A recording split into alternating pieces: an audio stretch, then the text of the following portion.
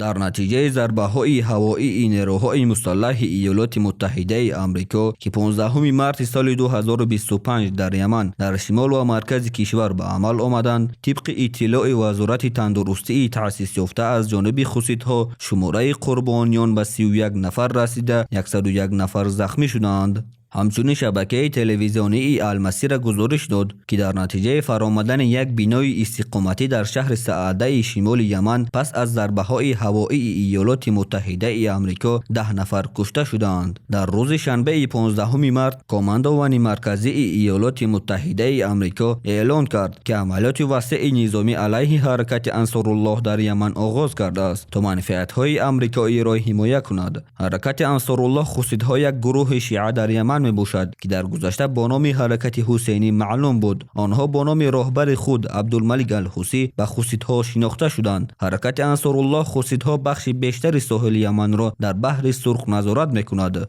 آنها در عین زمان یک نیروی اصلی سیاسی یمن را تشکیل می‌دهند و در جنگ شهروندی یمن در دو برابر طرف‌های مختلف قرار دارند. حکومت خصیدها این ضربه ها را همچون جنایت جنگی محکوم کرده تاکید کردند که نیروهای مسلح یمن آماده‌اند به این اگرسیای آمریکایی با شدت پاسخ دهند.